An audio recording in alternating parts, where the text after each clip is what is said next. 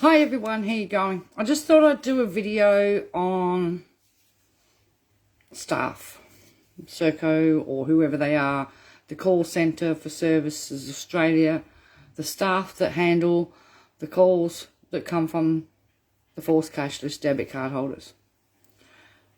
Because it varies. It varies. It is so very different depending on who calls and who picks up that phone on the other end.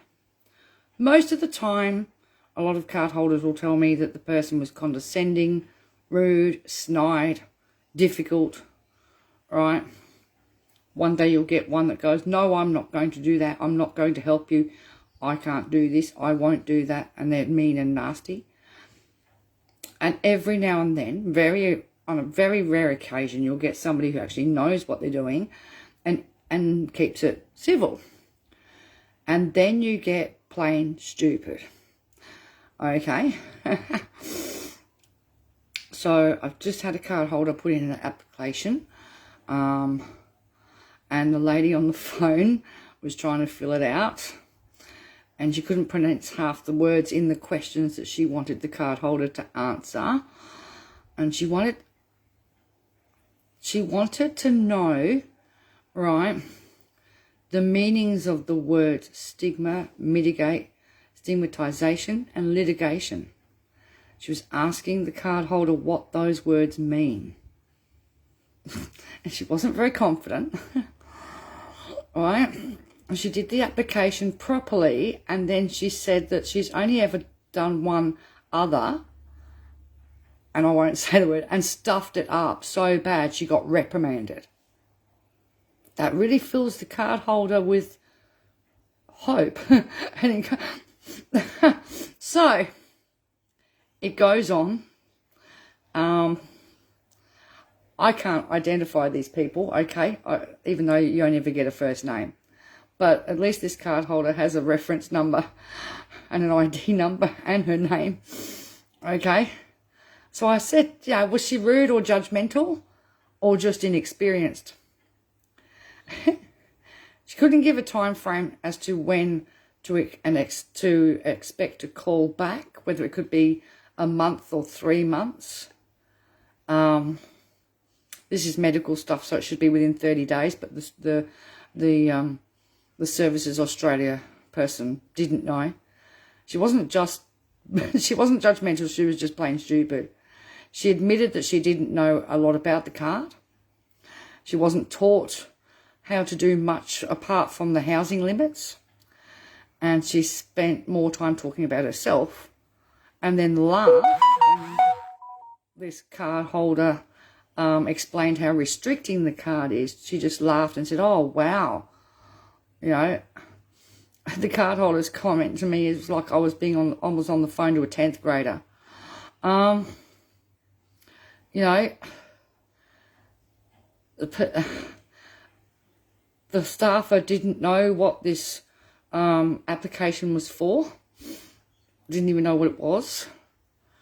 And when this card holder asked what she needs to upload as in proof-wise, she laughed at her and told her, I have absolutely no idea.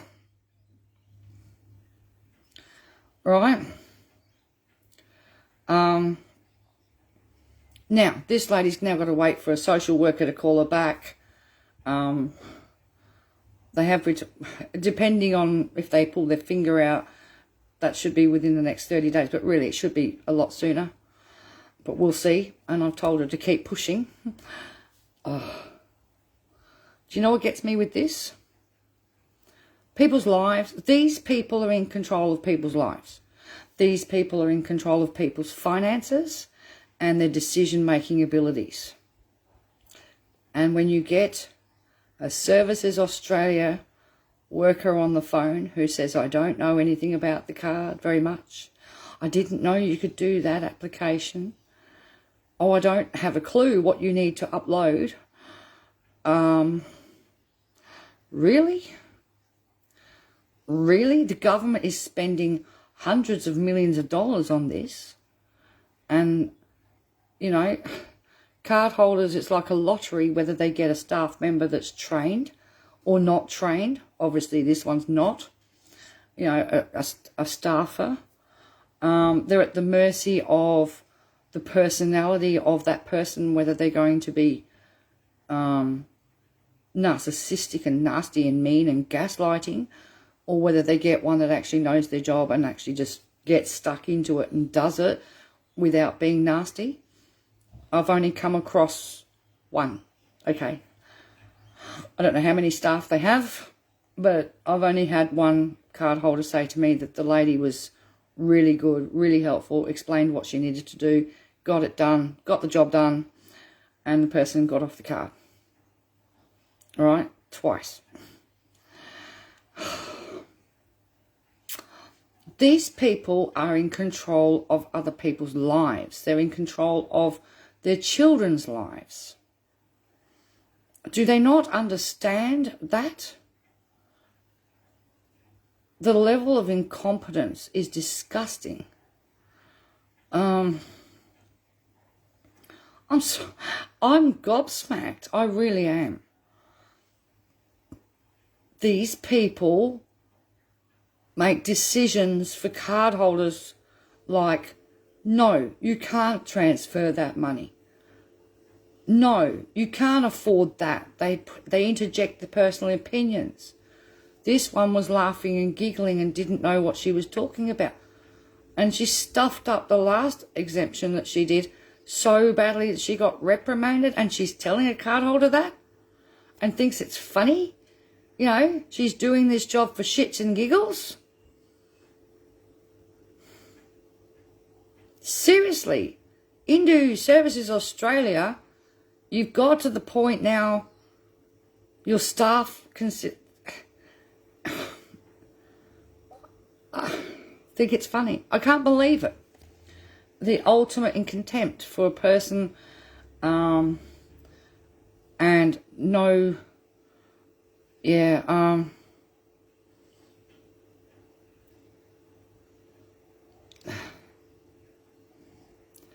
majority of questions asked were around stigma, or do I think I need education in finance decision-making help? Why do questions like this need to be asked for medical exemptions? And you're most welcome. I will keep bringing this sort of stuff to people's attention because it needs to be in the public domain, right? The public need to know what this is going on, you know, with what is going on. People's lives are at risk. Their financial credit ratings, their housing statuses, their mental health, their physical health, all in the hands of these people. It's not good enough.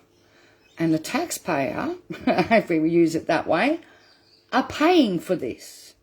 And they're paying a lot of money. And these people are getting paid a lot of money on contract. You know, Indu's getting a lot of money. And even if they are using Serco call centre staff, which is undermining Centrelink staff, right? And of course, they get paid less training, lower income. Privatisation exploits everybody. But the level of incompetence and stupidity could cost somebody their lives. And Indus and Services Australia cannot be held accountable. Not good enough. Not good enough. Bernice says needs reporting. To who? We can report to the senators and the MPs, yes, and bring it to their attention. And any card holder out there that's having these sort of problems, please make sure you do. Right? You know, you could possibly put in a formal complaint through Centrelink Complaints Authority as well, in line. And you could even possibly ring the Ombudsman.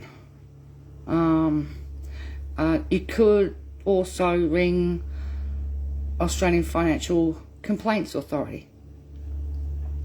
You know? But, yeah, especially that one, because that one publishes its complaints against corporates every 6 months. They can't act on the complaint, but the complaint can be made public in the public domain. So, every time somebody shares their life with me or I do my best to be able to get information out. Because we need to stop this, and the public need to be woken up. No more lies from the LNP and One Nation, right? The lies have to stop and the facts need to be out there. Because this is just not good enough. Australians deserve better. A lot better. So I'll leave that with you guys. And, yeah. I was just gobsmacked. I mean, she laughed. The lady laughed. This is not shits and giggles. This is not a game.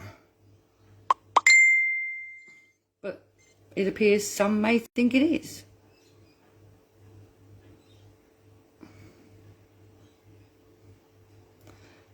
Absolutely right, Leanne. Yeah, when people aren't taken seriously, it can lead to terrible situations happening if someone's under too much duress or stress already. It can be the straw that breaks the camel's back. And, yeah, all I can say to card holders out there, if you're having similar problems, I'm happy to share your stories anonymously. Please contact your ALP federal senators and MPs in your region and let them know what's going on, or contact Justine Elliott MP's office, you know, because they will assist you where they can, and they will listen and try and help where they can. And even if you agrees, Larissa Waters in Queensland knows enough about it as well, you know. Anyway, guys, I'll say good afternoon and we'll leave it at that. And unless something urgent crops up, I probably won't be back on tonight or anything, but I'll be around the place. Take care and have a good night. See ya.